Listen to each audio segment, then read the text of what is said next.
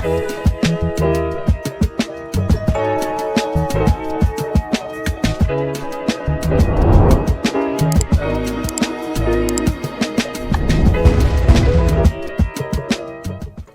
hey everybody, welcome to another episode of On the Wrist from Off the Cuff. So I have a really special episode for you where we're actually do have a genuine vintage 1976 62 MAS, or the 6217-8001. It got its namesake from the 6217 Alpha movement, as well as taking the MA from Seiko-matic self-dater. Now, the 62 MAS first appeared in an official Seiko publication in July of 1965 issue of the Seiko newsletter, where it is called the Seiko-matic Calendar Diver Watch 62 MAS. The first version of the 62 MAS with the small crown and reference 6217-8000 was produced for a very short period, which is assumed to be only 3 months, April, May, and June of 1965. The improved version with the larger crown and reference 6217-8001 was produced for a longer period and in greater quantities, so it is easier to find, and that's the one we have right here, and it's going for $2,700 from Belmont Watches. Now, while this is not in super duper condition, it is in very honest condition for a tool watch that was worn all the way back in the late 60s. So do the math, guys. It's been quite some time for this piece. It is a 37 millimeter diver, and it is just a product of its time. It has a bidirectional bezel that's friction fit, no clicking, aluminum insert. The movement doesn't hack or hand wind. It beats only at 2.5 hertz or 18,000 vibrations per hour, which is pretty much lower than any modern movement you're going to find here, even out of their 6R calibers, which are going to be a full 3 hertz. But we do have some other units here. I did lay out my personal, models here. Some of you guys have seen on the channel before, whether it be the SBDC101 / SPB143, there on the upper right-hand corner, or on the upper left-hand corner, my personal Grail SLA017. But we've also been able to sneak in the SJE093, which is the most recent recreation. And this one, unfortunately, just sold. They have an MSRP of $3,500, and this one was listed for $3,250 pre-owned from Belmont Watches. The good news is you can also get this SJE117 Marinemaster, which retails for $2,800 for $2,100 from Belmont Watches. So pretty darn nice there in terms of that discount. And I decided to really make sure to get all of these watches on screen, because it's nice to kind of see the compare and contrast. You can see on one side, really true to form reissues, versus on the other side, more modern reimaginings, and one being more on kind of the affordable tool watch side, and the other being more on the premium kind of entry to luxury side. So with all that said, let's go ahead, zoom the camera out, get these pieces in hand, and take a closer look. Okay, first, big shout out to Belmont Watches. Guys, they enabled me to get my hands on this piece, as well as some of these modern contemporaries in particular color variations that I don't own, like the Marinemaster 200, as well as that SJE. But let's go ahead and start out chronologically here and really dive into this gorgeous piece. So this guy right here is 37 millimeters in diameter, 13.7 millimeters thick, and 46.2 millimeters lug to lug stainless steel, brushed and polished, definitely pretty well worn, bidirectional rotating bezel, which is friction fit, and is missing, unfortunately, its 12 o'clock loom pip. But again, it just adds to that kind of honesty of the piece. I know some people would love something that looks pristine, but some people really want the character and the vintage nature to show, and this is absolutely one of those pieces where it shows. And some things that were not recreated are going to be that applied logo. It's well known that Seiko really takes their Prospex lines very seriously, so they don't want to do an applied logo, because then it could fall out potentially if it's being used harshly. So that's something that they never recreated. So this is going to be the only 62 MAS, this in the smaller crown model, that's going to have the applied logo. But I will say, handling this piece compared to a modern piece, it is absolutely a vintage piece, and it is a product of its time. This was not light years ahead in terms of production quality. This feels like it is absolutely true of the era. And it's no wonder that, even the production window for these models, before they were superseded by more robust models, it wasn't super long. Well, the nice thing is it is very collectible, and this is the type of thing I would love to own, but probably wouldn't love to wear because I'm enjoying wearing modern iterations. They still capture the same aesthetic, but of course do recapture that more tool-like nature in terms of the wearing profile. Now, the movement in here, you can't see it. I mean, the case back is even pretty well worn. You can't even really see the etching there, but back in the day, it would have looked similar to what you'll find right here on this SJE093. Some of the differences is you're going to have a push-pull crown versus a screw-down crown, applied logo versus printed logo, Lumabrite versus tritium, and even actually this SJE is slightly thinner in profile if you compare the two, although they look very, very close. You can see the bubble back nature of that original 62 MAS actually protrudes quite a bit more. So extra thin, extra slim from this SJE, which is going to be also 37 millimeters, about 38 across the bezel, 12.5 millimeters thick there, including the crystal, and 46.3 millimeters lug to lug. So very, very similar. You're still getting 19 millimeter lugs. You're still getting drilled lugs. And this is a really nice recreation. One thing that it is lacking, though, is going to be, if you look at this crown, it's actually embossed, so it's raised lettering on the Seiko script. Here, it is actually just etched, so debossed versus embossed. Still looks great, still fantastic, still nicely signed, but they didn't quite capture that. But the one model that did is going to be this SLA017, as you can see here, matching with the embossed crown. So very cool. And honestly, this era of these kind of reissues here that they did, actually Seiko was trying to improve upon their original model. So you're going to see slight differences in the Willard as well as their Marinemaster-esque 6159 cases for the reissues that they did. They made small tweaks. They weren't necessarily trying to be completely true to form.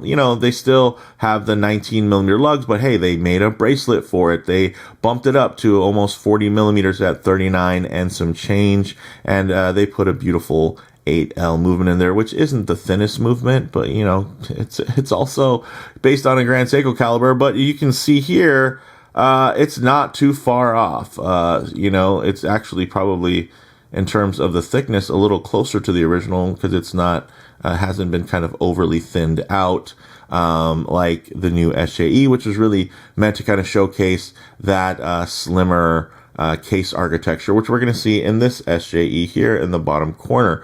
But you guys can see, very nice to see these kind of reissues put side by side versus the original. And just for fun here, we'll even get the reissues right next to each other. So in terms of the quality, I would give the edge to the SLA versus the SJE. The SJE is still beautifully finished and miles ahead of, your more typical entry luxury Swiss models in terms of the level of attention to detail and the finishing here. You can see also it does have a larger pip at the 12 o'clock. I will say the bezel action is nicer on the SLA in terms of it being just a little bit smoother. And in terms terms of the, you know, kind of dialing in the resistance on the bezel turn itself. But this one isn't for sale, guys, but this one was for sale, but was recently purchased. And then on the other side, let's go ahead and, hey, the most popular watch to ever be on my channel. This is a SBDC101 because this is a JDM model, but most people know the international nomenclature as SPB143, and it's fantastic. This was even more of a modern take, right? So they tried to improve, and then they also did, hey, let's just, like, you know, rework it a bit and make it more tool-like for everyday wear, everyday purchase in terms of the price point and everything. And you can see, compared to the original, it still has a lot of that same DNA, but the proportions have changed quite a bit when you look at the thickness of the bezel, even the indice layout. Now you're going to get that dual index there at 12 o'clock, so that you just have a little bit of a clear orientation. So I didn't want to go ahead and showcase this, or even new iterations of this here, but this is kind of the cult classic variation, and I think it's great. I still enjoy this watch tremendously. Now, when we talk about moving forward, right, if you really want to get into that premium setup and follow the tracks that this SJE093 left, now you're going to get into this SJE117, and I've covered the 101 as well as the 119, which is the blue dial variation.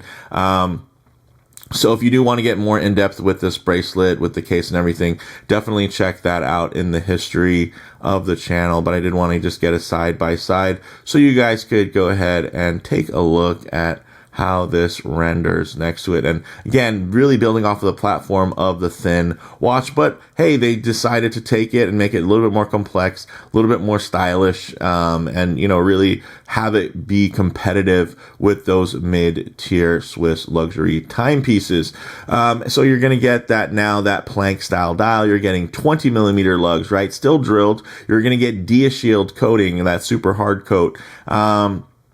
You're going to get a display case back, right? So there's just a lot more that they've added, you know, in terms of, hey, you're getting a bracelet. It's not only a bracelet, it's a really well articulated, very, very comfortable bracelet.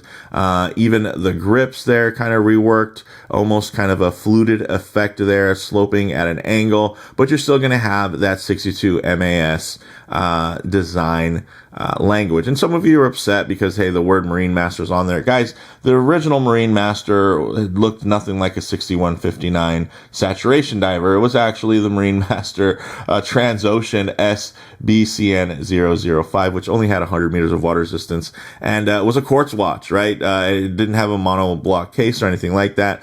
So it's one of those things, of course, just as fans, sometimes we can have a bit of tunnel vision and not kind of recognize the actual history of a brand, and we kind of create our own sometimes.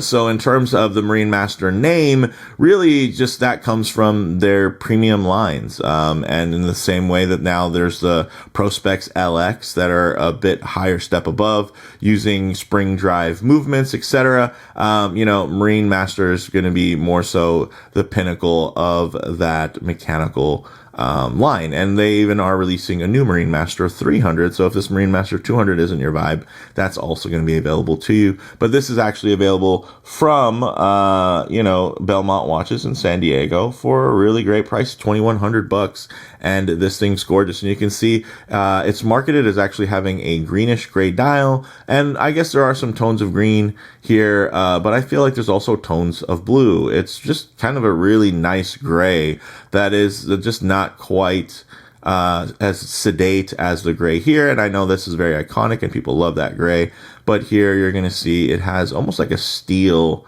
gray to it, and I think it looks really cool. And it does have some green, depending on the lighting, but I think this is actually a very underrated piece. I do own the blue one, and I used to own the blacked out variation, and I enjoy this watch very much. It's definitely one that gets a lot of wrist wear. One, because it's not limited versus my SLA, and you know, this piece right here is even discontinued, so there's, I guess, a bit of nostalgia and collectability around it. Also, it was like one of my most popular videos on the channel in terms of just, you know, individual viewing numbers. So this isn't going to be your typical review, guys. I just wanted to kind of get everything laid out, get it all next to each other, because I haven't really seen a video that kind of covered the generations of these reissues online anywhere. So is it worth it to get some loom shots in here? It's kind of inconsequential. It's not like, you know, it's really competing with a vintage watch. But hey, let's go ahead, get into some loom, and then close this out. Okay, let's go ahead and hit the lights here.